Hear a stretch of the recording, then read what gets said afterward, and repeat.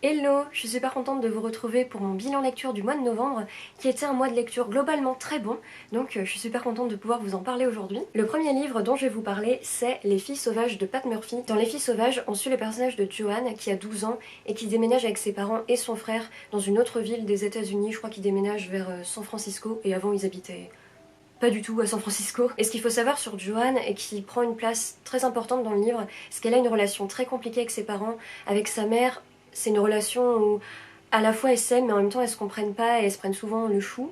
Expression très vieille. Et avec son père, ça passe pas du tout. Son père, c'est clairement une représentation de la masculinité toxique. Il est toxique avec toute sa famille. Dans cette nouvelle ville, Joanne s'ennuie un peu, donc elle se balade dans la ville et elle arrive dans une forêt. Et dans cette forêt, elle tombe sur une jeune fille de son âge qui prétend s'appeler Renarde. Et Renarde, c'est un personnage haut en couleur, qui est très proche de la nature, qui joue tout le temps dans la forêt, qui observe les animaux. Les deux petites filles vont se lier et va découler une grande amitié. Et dans ce livre, on suit l'histoire de cette amitié et on va aussi les suivre commencer à écrire parce que l'écriture prend aussi une grande place dans ce livre. Elles se lancent dans des concours d'écriture et toutes les deux, elles écrivent des histoires. Et on suit aussi leur imagination, leurs histoires et leurs aventures dans la forêt, et on suit aussi leurs relations avec leurs parents et leurs relations de manière générale aux adultes. Déjà, j'ai trouvé que l'autrice capture l'enfance avec brio, que ce soit les joies des enfants, leurs réflexions, mais aussi leurs doutes, leurs rêves, l'atmosphère, que ce soit celle de l'enfance ou celle de la nature, parce que Joanne et son amie Renarde passent leur temps à courir dans la forêt et à vivre leurs petites aventures.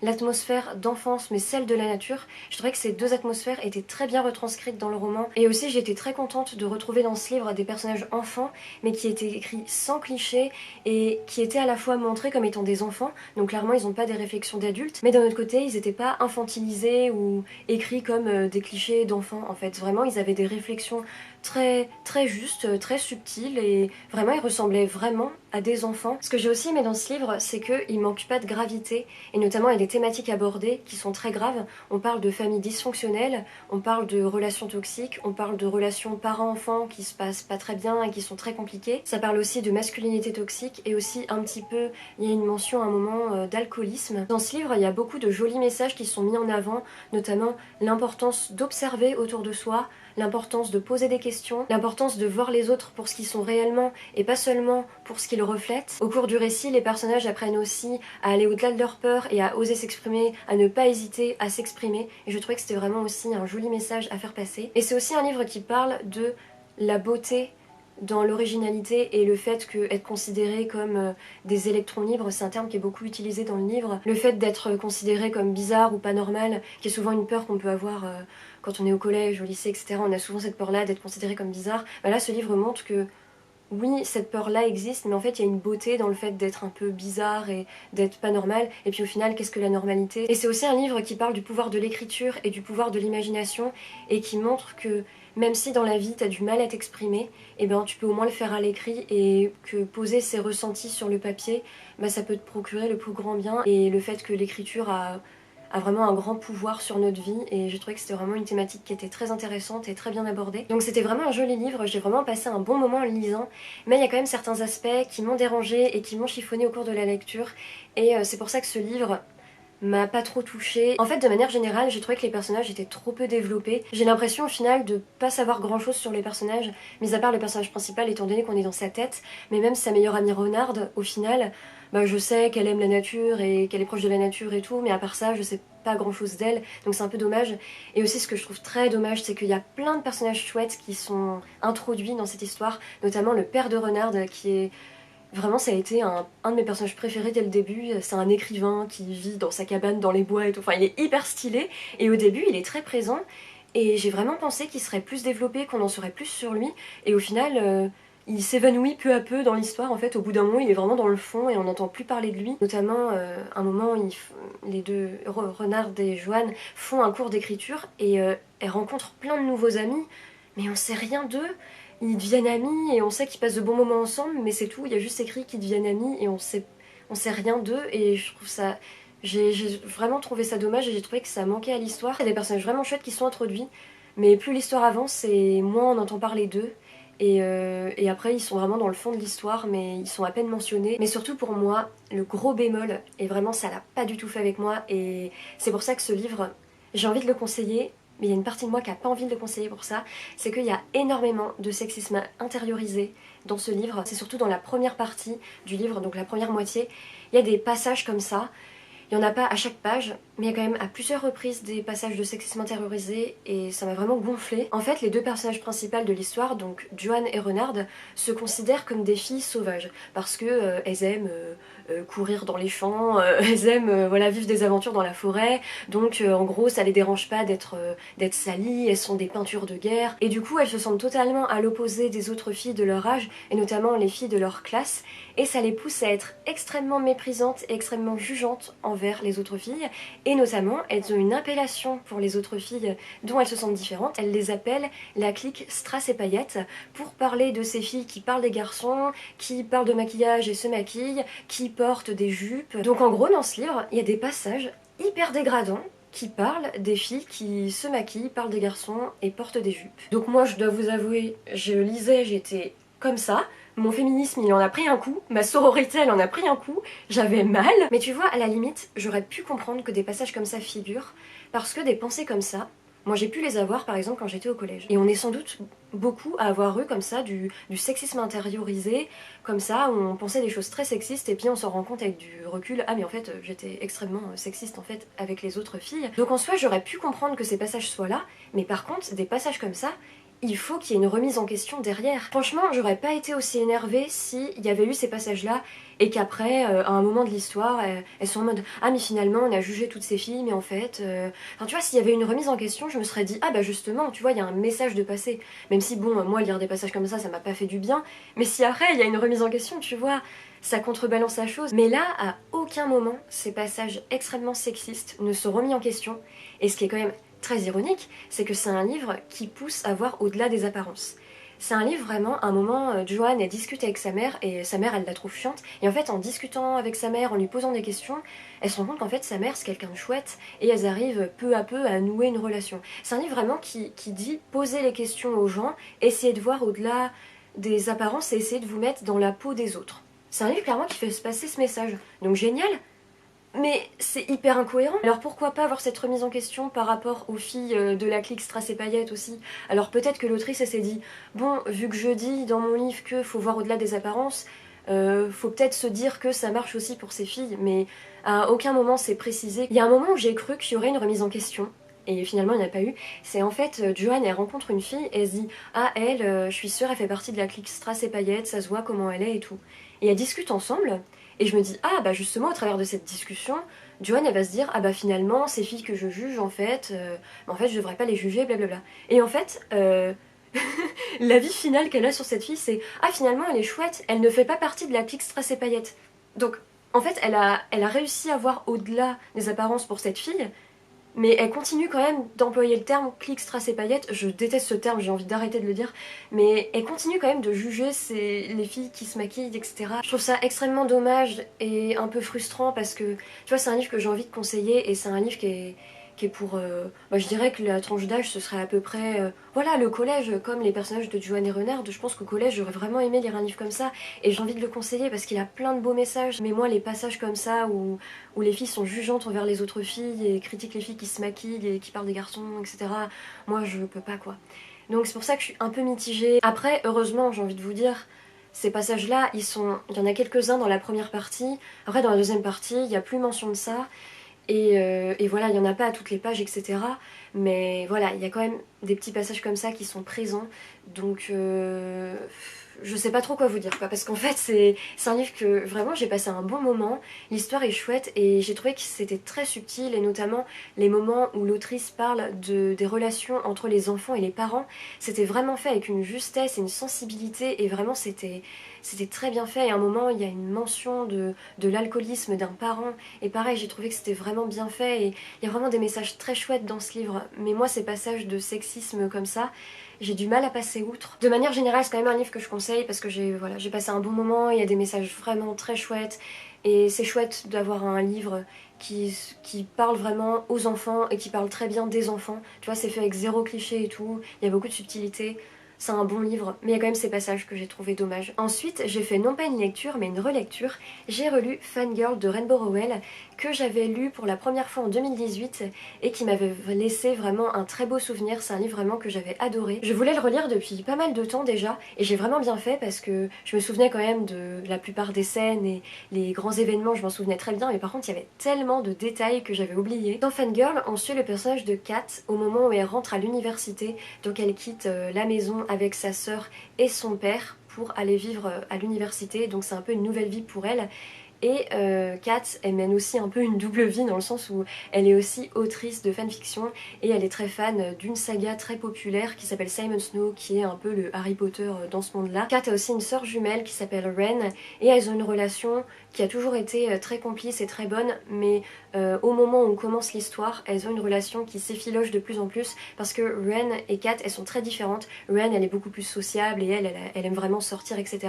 Alors que Kat, elle est plus introvertie. C'est un livre que je trouve doux et aussi contemplatif dans le sens où on suit la vie de Kat, on suit le quotidien de Kat, on suit ses relations avec les autres et avec ses proches. Ce livre en fait c'est une histoire de vie. On suit le quotidien de cette jeune fille Kat, on voit toutes ses angoisses, on fait vraiment partie de son quotidien, on est vraiment partie intégrante de son quotidien. On voit autant sa vie d'étudiante que sa vie en tant que membre d'une famille, que sa vie d'autrice et de fan. On suit tous les pans de sa vie. Le plus grand point fort de ce livre, je trouve, ce sont les personnages. Les personnages, ils paraissent tellement humains, ils sont décrits dans toute leur complexité et dans tous leurs défauts. En fait, quand tu lis ce livre, t'as l'impression que les personnages, ils sont sortis de la vie réelle. Et l'autrice, elle n'hésite pas à leur donner des défauts et à montrer que des fois, ils agissent pas bien, que des fois, ils réagissent pas bien, et que quand ils essayent de communiquer, ils sont maladroits. Et t'as juste l'impression que c'est des gens que tu pourrais croiser dans la rue et dans la vie de tous les jours. Je suis vraiment très attachée à ces personnages. Et quand j'ai fini le livre, alors là, ça va, tu vois, mais je me souviens quand je l'ai terminé, quand j'ai terminé ma relecture, je me suis dit, mais là, les personnages, ils me manquent en fait. J'ai toujours une frustration avec ce livre parce que je le trouve complet, tu vois. Je trouve pas qu'il manque particulièrement de scènes ou de développement, mais j'ai quand même toujours envie d'en savoir plus parce que les personnages, quand je lis ce livre, ils deviennent mes amis en fait. Ils deviennent partie intégrante de ma vie, tout comme je deviens partie intégrante de la leur.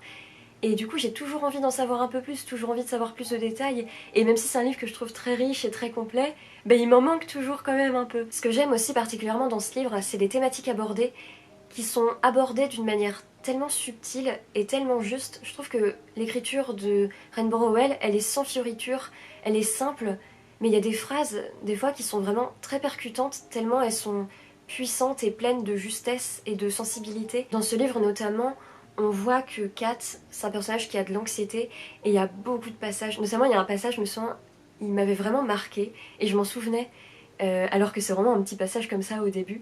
Mais Kat, à un moment, elle parle du fait que elle a peur d'aller dans la cantine universitaire, donc elle est nouvelle à l'université et elle a peur d'aller à la cantine parce qu'elle sait pas comment ça se passe, elle sait pas où prendre son plateau, elle sait pas où est la queue, elle sait pas comment faire et du coup elle ose pas y aller. Et ça, c'est tellement un truc que j'ai ressenti tellement de fois dans ma vie et c'est vraiment une représentation de l'anxiété qui... Je me sens, la première fois que je l'ai lu, j'ai fait mais oui, mais c'est exactement ça. Et ça m'a fait plaisir de le relire aussi parce que quand je l'ai lu la première fois, je m'en souvenais plus, mais c'est aussi montré que Kat, elle vérifie les portes, elle vérifie que les portes sont bien fermées et tout.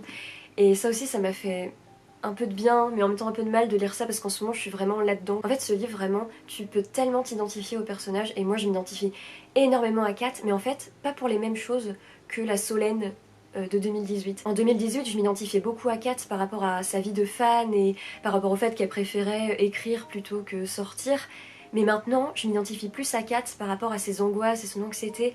Et je trouve que c'est intéressant qu'à chaque fois je vois des choses différentes dans ce personnage et c'est pour ça que j'ai vraiment trop envie de le relire parce que j'ai envie de savoir la moi dans, je sais pas, 5 ans, 10 ans, je sais pas, qu'est-ce que je verrai dans ce livre, quels sont les autres aspects qui me feront du bien dans ce livre. Je pense que tu peux le lire à chaque fois et tu peux trouver des choses différentes. Ce livre parle aussi d'alcoolisme et aussi de famille dysfonctionnelle. Et je trouve que dans ce livre, il y a des messages apportés, mais qui sont apportés d'une manière subtile. Et je trouve que c'est des messages qui sont tellement importants et qu'on retrouve pas suffisamment, je trouve, dans des livres. Enfin moi en tout cas, j'ai pas lu énormément de livres qui portaient ces messages. Déjà pour moi, ce livre, il veut dire vraiment, non, tu n'as pas besoin de pardonner, tu n'es pas obligé de passer par le pardon pour avancer dans la vie et être heureux. Et même si tu vis sans pardonner quelqu'un, même si tu vis avec toujours un peu cette colère et cette rancœur en toi, bah ça veut pas dire que ça va te bouffer la vie et que ça va t'empêcher d'être heureux et épanoui.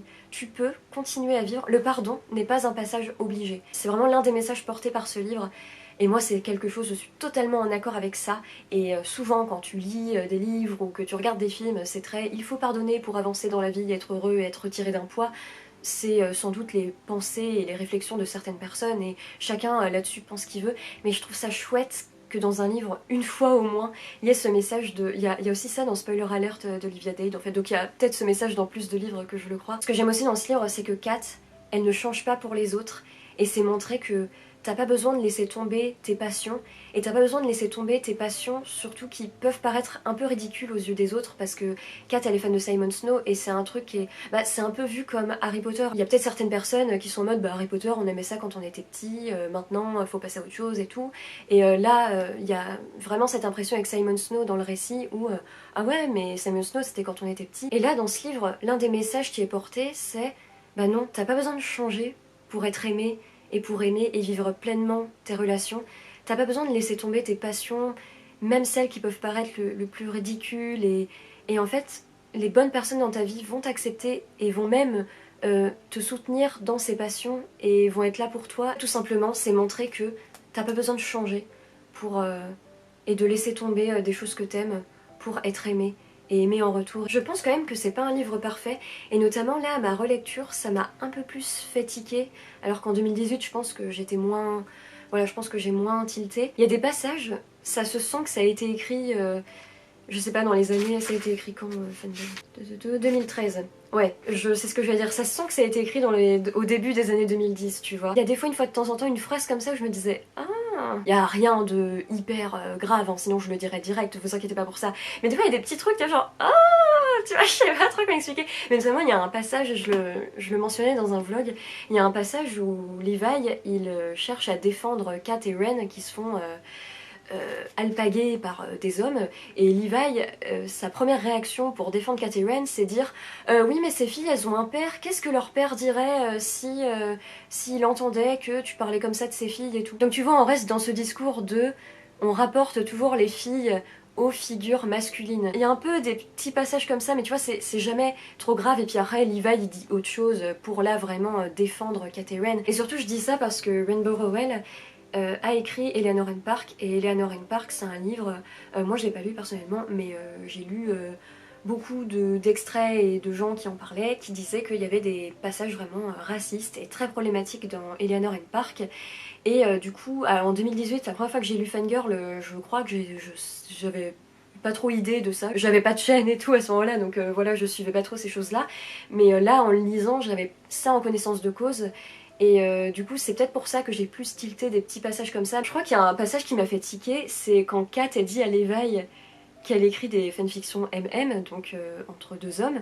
Il y a Levi qui est en mode mais Simon Snow il est pas gay, mais genre avec un ton t'as l'impression qu'il est en mode mais comment ça il est gay, enfin tu vois t'as l'impression qu'il le dit de manière négative. Tu vois c'est vraiment des petits passages comme ça où t'es en mode ah je tique un petit peu. Mais j'adore ce livre, c'est vraiment un livre qui est dans mon cœur et je pense qu'il fait partie de mes livres préférés parce que c'est un livre qui me fait énormément de bien, et quand je le lis je me sens vraiment dans un cocon et ouais j'ai juste l'impression d'être j'ai l'impression d'être dans la vie des personnages, et c'est un livre que je trouve tellement juste, et les thématiques qui sont abordées je les trouve tellement importantes et tellement faites d'une manière subtile. C'est un livre en fait qui est très doux et très humain. Rainbow Rowell, voilà, faut quand même avoir conscience des choses problématiques autour de cette autrice. En tout cas j'ai été super contente de le relire.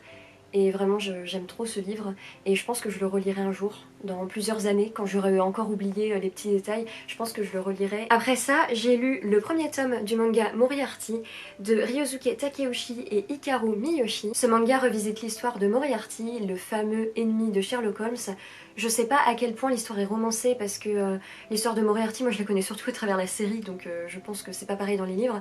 Je sais pas à quel point le manga change des choses par rapport aux livres originaux de Conan Doyle. En tout cas dans ce manga, on suit l'histoire des frères Moriarty, de comment ils en sont arrivés à avoir leur statut, et on suit les enquêtes qu'ils mènent. Déjà je trouve que ce manga a vraiment de grosses Black Butler vibes. Si vous aimez Black Butler, pour son ambiance, pour ses personnages, pour son humour, pour ses enquêtes, vous aimerez Moriarty. Moi j'ai vraiment retrouvé énormément de choses de Black Butler dans ce manga, parce que Black Butler c'est mon manga préféré depuis le collège, donc ça fait pas mal de temps, et vraiment j'ai retrouvé tellement d'éléments de Black Butler dans ce manga. Alors bien sûr, les histoires sont très différentes. Dans les deux mangas, on retrouve une atmosphère propre à l'Angleterre victorienne, on retrouve une ambiance de noirceur, avec tout de même des parties d'humour. Les personnages aussi, je trouve, ont beaucoup de choses en commun, dans leur personnalité, dans leur détermination, et aussi dans leur humour et parfois la petite sensibilité qui se dégage. On retrouve aussi forcément l'ambiance des enquêtes, parce que dans Black Butler, il y a beaucoup d'enquêtes. Là, c'est pareil, dans Moriarty, forcément, il y a des enquêtes également. Ce que j'ai énormément aimé dans ce manga, et je m'attendais pas du tout à retrouver ça, c'est que ce manga parle de lutte des classes. Ce manga traite du fossé social qui existe entre les plus riches et les plus pauvres. Les frères Moriarty dans ce manga prônent clairement une égalité des classes. Il y a beaucoup de rancœur envers les classes bourgeoises, et j'ai trouvé que c'était bien traité, et que c'était traité d'une manière très extrême, mais qui est quand même bien traité, je trouve. J'ai trouvé les personnages intéressants et intrigants, et j'espère vraiment qu'ils seront plus développés au fur et à mesure des tomes, notamment le personnage de Louis, qui est l'un des frères Moriarty. Je sais pas pourquoi, parce qu'il est pas beaucoup présent dans ce tome, mais j'ai eu un gros coup de cœur pour Louis. Pour moi c'est Bae, ça y est, c'est devenu mon personnage préféré. Bon après, ça dépend ce qu'il va faire dans les autres, mais j'espère vraiment que le personnage de Louis sera plus développé, et même il y a un peu des nouveaux personnages qui arrivent à la fin du tome, un peu des amis des frères Moriarty, et ils étaient vraiment, je les ai trouvés rigolos et intéressants, donc j'espère qu'on les reverra dans les tomes prochains. Par contre, faut voir ce que ça donne, parce que en fait dans ce tome il y a 2 ou 3 enquêtes, et chaque enquête prend un chapitre. Et le début du chapitre c'est le début de l'enquête, et à la fin du chapitre l'enquête est réglée. Et j'espère que cette construction sera pas la même dans les autres tomes, parce que ça va un peu tourner en rond si c'est toujours ça, un chapitre, une enquête, et à la fin elle est réglée. Je me dis que là c'était construit comme ça dans ce tome parce que ça reste un tome introductif, mais voilà, j'espère que dans les prochains tomes, les enquêtes nous surprendront plus, et j'espère qu'elles seront construites autrement, parce que sinon ça peut très vite tourner en rond. J'ai trouvé les personnages vraiment géniaux, j'ai adoré l'ambiance, et j'ai vraiment hâte de lire le tome 2, et j'espère que les tomes me surprendront plus, parce que là c'est vrai que c'était un petit peu... voilà, les enquêtes, on savait bien comment ça allait se terminer, même si c'était bien, voilà, c'était quand même un poil prévisible, à part le premier chapitre qui était pas très prévisible, mais c'est vrai que les enquêtes l'étaient un petit peu, donc j'espère que les prochains tomes arriveront à se renouveler, et j'espère que les personnages seront plus développés. Vraiment j'ai hâte de lire le tome 2, donc je vous en redirai des nouvelles. Et ma dernière lecture du mois de novembre, ça a été une superbe lecture. J'ai lu le roman graphique Le Porteur d'Histoire. De base c'est une histoire d'Alexis Michalik, mais dans cette bande dessinée, elle a été reprise et illustrée par Christophe Gauthier. Ce roman graphique est tiré d'une pièce de théâtre du même nom, qui donc a été écrite et mise en scène par Alexis Michalik. C'est une pièce de théâtre qui tourne dans les théâtres de France et peut-être même d'autres pays depuis de nombreuses années, et moi notamment je l'ai vue en 2014, donc ça fait quand même pas mal de temps. Je l'ai vue en 2014 et je l'ai vue 3 fois depuis, et c'est devenu ma pièce de théâtre préférée. C'est une pièce qui vraiment a marqué mon cœur et ma vie, donc forcément on me l'a offert à un Noël, et c'était obligé que je lise ce roman graphique. Mais c'est vrai qu'il y avait une partie de moi qui avait un petit peu peur. J'avais peur tout simplement que le roman graphique ne rende pas hommage et ne rende pas justice à la beauté de la pièce de théâtre. J'avais peur que voilà, ce soit pas très bien fait, j'avais peur que des scènes manquent. Donc c'est vrai que j'ai un peu retardé ma lecture, parce que il y avait une partie de moi où je me disais j'ai peur d'être déçue, en fait tout simplement, j'avais peur d'être déçue et d'être frustrée. Mais là, je me suis dit, bon, ça fait longtemps quand même qu'elle traîne. En plus, c'est mon frère qui me l'avait offert à un Noël. Donc je me suis dit, bon, je vais quand même pas laisser traîner ce roman graphique. Et puis j'avais envie de me replonger dans cette histoire, tout simplement. Et ça a été une excellente surprise, une très très bonne surprise. Parce que je trouve que la pièce de théâtre a été parfaitement retranscrite dans cette bande dessinée. Que ce soit l'histoire, son ambiance, son propos, ses personnages. J'ai trouvé que tout avait été très bien refait dans cette bande dessinée. Je me rends compte à l'instant que je ne vous ai pas fait de résumé de ce livre, mais en même temps c'est très compliqué de faire un résumé de cette histoire, donc pourquoi pas tout simplement vous lire le résumé. Par une nuit pluvieuse, au fin fond des Ardennes, Martin doit enterrer son père. Il est alors loin d'imaginer que la découverte d'un carnet manuscrit va l'entraîner dans une quête vertigineuse à travers l'histoire et les continents. 15 ans plus tard, au cœur du désert algérien, une mère et sa fille disparaissent mystérieusement. Elles ont été emportées par le récit d'un inconnu, à la recherche d'un amas de livres frappés d'un étrange calice et d'un trésor colossal accumulé au fil des siècles par une légendaire société secrète. Cet album nous emmène dans un tourbillon d'histoires jubilatoires et délirantes. Les récits s'enchaînent à la manière de poupées russes, où apparaissent pêle-mêle Alexandre Dumas, Marie-Antoinette, Eugène Delacroix et une mystérieuse Adélaïde. Point de suspension. La pièce de théâtre Le Porteur d'Histoire a été couronnée de 2 Molières en 2014. En gros, ce qu'il faut savoir sur cette histoire, c'est que c'est un peu des histoires emboîtées dans des histoires, et on suit un homme qui frappe à la porte de chez une femme et sa fille, donc qui habitent en Algérie, et il raconte son histoire, il raconte ce qui lui est arrivé, et au final en fait toutes les histoires sont un peu liées. Cette histoire on peut un peu le voir comme une enquête, mais en même temps c'est pas une enquête comme on peut voir dans les romans policiers. C'est une enquête à travers l'histoire, à travers les âges, à travers la littérature. J'ai beaucoup apprécié le rythme de ce roman graphique parce que je trouve que le rythme est suffisamment lent et espacé pour qu'on comprenne tous les enjeux de l'histoire, parce que c'est quand même des histoires imbriquées dans d'autres histoires, donc c'est vrai que des fois on peut se dire ah mais des fois ça peut être un petit peu confus parce qu'il y a plein de personnages, d'un coup il faut savoir à quelle époque on est, mais je trouve quand même que c'est suffisamment espacé pour qu'on comprenne bien tous les détails, mais en même temps le rythme s'accélère au fur et à mesure que les révélations arrivent, et du coup ça fait qu'on s'ennuie pas en lisant cette BD, parce que d'un coup on a une révélation et après on en a une autre, mais en même temps c'est pas non plus trop rapide. J'ai un peu de mal avec les récits où il y a vraiment une avalanche d'informations, une avalanche d'événements, une avalanche d'enjeux, et où tout d'un coup va hyper vite. Moi j'ai un peu de mal avec ça, et là j'ai trouvé que c'était pas du tout le cas. Le rythme s'accélère, et il y a des révélations, mais c'est pas trop. L'histoire de la pièce de théâtre est vraiment très bien retranscrite dans tous ses moindres détails, et du coup dans le roman graphique, l'histoire est aussi belle, touchante et mélancolique que l'histoire dans la pièce de théâtre, et j'ai été ravie de retrouver cette histoire que j'aime tant. Et il y a une scène dans la pièce de théâtre qui vraiment c'est ma scène préférée, et c'est une scène qui à chaque fois me faisait pleurer dans la pièce de théâtre, et là je me suis dit est-ce que ça va me faire le même effet dans le roman graphique? Et bien oui, j'ai pleuré parce que je suis fragile, mais c'est vraiment une scène, je peux pas en dire trop, mais voilà, c'est une scène où deux personnes se retrouvent après plusieurs années loin l'un de l'autre, et moi c'est toujours le genre de thématique qui me détruisent, et là mais j'ai pleuré en lisant cette scène, donc elle m'a autant touchée que... Après je préfère la scène dans la pièce de théâtre forcément, je pense, parce que bah, en plus t'as le... je sais pas comment expliquer, mais t'as le rapport humain, donc forcément quand tu vois des gens jouer sur scène c'est encore plus puissant, mais elle m'a autant touchée là dans le roman graphique. Donc je trouve que ça montre bien à quel point l'histoire de la pièce de théâtre a été bien retranscrite dans le roman graphique, dans toute sa justesse et dans toute sa beauté, dans ses actions, mais aussi dans ses moments plus calmes et plus mélancoliques. Et ça je suis contente parce que j'ai lu des fois des romans graphiques qui reprenaient des romans, et il y avait des scènes enlevées, ou alors le roman graphique essayait d'aller trop vite, donc du coup il y avait des scènes plus lentes, juste de discussion entre deux personnages qui étaient zappés. Et ben là, franchement il n'y a aucune scène de la pièce de théâtre où je me dis ah elle est pas dans le roman graphique. Tout est parfaitement bien refait, donc merci Christophe Gauthier, t'as géré. Je vais essayer de vous trouver une planche pour vous montrer le style de dessin.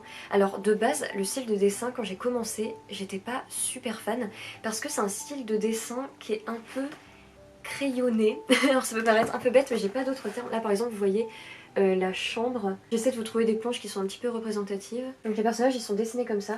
Mais en fait au fur et à mesure du récit, je me suis habituée au style, et en fait finalement je trouve qu'il a beaucoup de charme, ce trait un petit peu crayonné. Je sais pas trop comment expliquer. Par contre c'est vrai que les visages des personnages jusqu'au bout j'ai pas trop adhéré, je trouve. Je sais pas, c'est juste pas mon style, les traits des visages. Mais sinon je trouve que ouais, il y a beaucoup de charme dans la manière de... dans le dessin, et dans les couleurs aussi. C'est des couleurs qui sont soit chaudes soit sombres, et j'ai trouvé que ça représentait bien la pièce. Enfin la pièce. Ça représentait bien l'histoire du roman graphique en tout cas. C'est vraiment un roman graphique que j'ai adoré, et j'ai été super contente de le lire et de me replonger dans cette histoire. J'ai juste adoré, et c'est une lecture qui m'a beaucoup touchée, et j'ai pleuré. En fait je crois que je sais pas, les 40 dernières pages j'ai fait que pleurer. Après j'aime trop cette histoire aussi, mais j'ai vraiment beaucoup pleuré, et ça m'a vraiment touchée.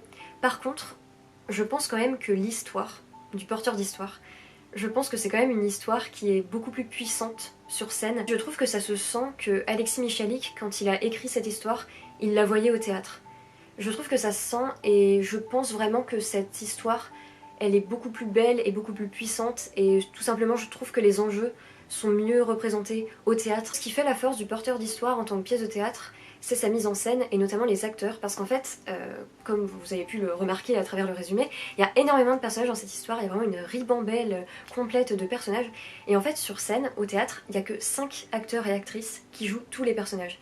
Et ça crée un dynamisme, et surtout ça montre le talent de ces acteurs qui vraiment se changent en 2 secondes, et qui d'un coup se mettent dans la peau d'un autre personnage. C'est très impressionnant à voir sur scène. Sur scène, ça apporte quelque chose en plus, avec le travail des acteurs, avec la beauté de la mise en scène, parce qu'il y avait aussi tout un jeu avec les lumières et tout un jeu avec la mise en scène, et forcément toute cette inventivité là, parce que la mise en scène est vraiment très inventive et très belle, toute cette inventivité là n'est pas dans le roman graphique. Et aussi quand je dis que ça se sent que cette histoire est écrite pour le théâtre, c'est parce que dans le roman graphique, il y a certains dialogues qui font très théâtraux, et il y a certaines manières de réagir des personnages, certaines choses qui se passent, ça se sent que c'est très théâtral. Et ça passe au théâtre, mais dans une histoire, en littérature, en roman graphique, ça fait moins réaliste et ça le fait moins, je trouve. C'est vrai que ces dialogues théâtraux apportent un certain dynamisme au roman graphique, mais des fois ça dessert un peu l'histoire, parce que des fois on est là, mais pourquoi le personnage il parle comme ça fait pas réaliste, et alors qu'au théâtre tout de suite, avec les acteurs qui le disent et tout, ça passe mieux. Tout au long du roman graphique, il y a des actions des personnages et des réactions qui paraissent tellement bizarre et tellement pas réaliste, et notamment à un moment il y a vraiment un truc où je me suis dit mais attends, c'est pas possible qu'il ait pu écrire ça comme ça. En fait il y a une... Voilà, faut pas que je spoil, mais en gros il y a quelqu'un qui annonce à un autre personnage un truc qui vraiment change la vie quoi. Le personnage en gros il déménage quoi, il déménage super loin. Et l'autre a une réaction très... ah ok, enfin très ah d'accord. Et quand je disais ça j'étais en mode mais qui réagirait comme ça? Mais quand c'est sur scène, quand c'est au travers du théâtre, c'est pas pareil. Je trouve que les réactions comme ça au théâtre, ça passe mieux que là, dans un texte écrit. Et c'est vrai que des fois, il y a plusieurs petits passages comme ça qui m'ont un peu fait tiquer. Il y a des phrases mot pour mot, c'est celle de la pièce de théâtre, et du coup je m'en souvenais, donc je me suis dit, ah oui c'est vrai qu'elle est dans la pièce de théâtre, et c'est pour ça qu'ils l'ont mise là-dedans. Mais c'est vrai que des fois, si vous notamment vous avez pas vu la pièce de théâtre, et si vous lisez ce texte, c'est possible que des fois, certaines paroles ou certaines actions, vous dites, mais oula, pourquoi le personnage il dit ça, c'est trop bizarre. En tout cas, je vous conseille vivement ce roman graphique. Forcément, je vous conseille encore plus la pièce de théâtre qui pour moi est une merveille absolue, et rien que pour le talent des acteurs et pour la mise en scène et pour tout en fait. Pour moi, il faut foncer voir cette pièce de théâtre que j'adore. Mais le roman graphique, franchement, il retranscrit très très bien l'histoire, et j'ai trouvé vraiment, j'ai été agréablement surprise. C'est vrai que j'avais peur que ça rende pas justice à la pièce, et franchement, bravo, parce que c'est vraiment très bien fait et j'ai trop aimé. C'est un magnifique récit, plein de surprises, qui nous fait voyager à travers l'histoire, à travers le temps. Et surtout, si vous aimez les histoires où tout est lié, où à la fin tout fait sens, un peu comme Cloud Atlas notamment, qui est un de mes films préférés. Vous voyez, ce genre de récit où à la fin tu comprends tout, et où les personnages sont liés, où les histoires sont liées, et ben le porteur d'histoire, c'est tout à fait ça. C'est pour ça notamment que sur la couverture il y a un arbre, je pense, c'est pour montrer que voilà, les racines, tout le monde est lié, tu vois. C'est vraiment une histoire qui porte un message d'espoir et de beauté, et surtout qui montre à quel point on est tous, toutes et tous, liés les uns aux autres. Et moi c'est le genre de message que j'adore lire. Et là cette histoire c'est ça, c'est une histoire magique qui te fait voyager et qui te fait pleurer et qui te fait sourire. C'est beau, c'est mélancolique, c'est drôle. Je ne peux que vous conseiller ce roman graphique qui est juste sublime. Je voulais juste préciser aussi, parce que je trouve que c'est important de le faire, à un moment il y a le N-word qui est écrit dans cette histoire. La personne qui le dit, c'est clairement un personnage qui est montré comme le gros méchant, c'est clairement montré que le terme est négatif et que le personnage qui le dit est négatif. On préfère que ce mot n'apparaisse pas. Donc voilà, si jamais des personnes qui sont tentées par cette histoire sont sensibles à ce genre de sujet, voilà, je voulais quand même prévenir parce qu'on sait jamais. Et à part ça, je crois pas qu'il y ait d'autres trigger warning ou quoi que ce soit. Je ne pense pas. Au pire des cas, j'écris souvent dans la barre d'infos les trigger warnings des livres. Donc voilà, je vous ai présenté tous les livres que j'ai lus au mois de novembre, donc c'était un mois avec de très bonnes lectures. N'hésitez pas à me partager en commentaire, vous aussi, comment votre mois de novembre s'est passé, enfin là, au moment où on est en plein mois de décembre, au moment où je filme cette vidéo, mais voilà, si vous voulez remonter dans le temps, comme dans le porteur d'histoire, n'hésitez pas à me dire en commentaire, vous, quel livre vous avez lu au mois de novembre, qu'est-ce que vous en avez pensé, est-ce que vous avez eu des coups de cœur ou au contraire des livres que vous avez détestés. N'hésitez pas à me partager tout ça en commentaire. J'espère en tout cas que cette vidéo vous a plu, si c'est le cas, n'oubliez pas s'il vous plaît, pourquoi je dis s'il vous plaît, j'espère en tout cas que cette vidéo vous a plu, si c'est le cas n'oubliez pas de mettre le pouce en l'air, histoire de soutenir cette vidéo, et si mon contenu vous intéresse, je parle de livres, d'écriture, de culture de manière générale, si ça vous intéresse, n'oubliez pas de vous abonner, ça me ferait super plaisir. En attendant, prenez soin de vous, faites attention à vous, je vous embrasse et je vous dis à très bientôt pour une prochaine vidéo.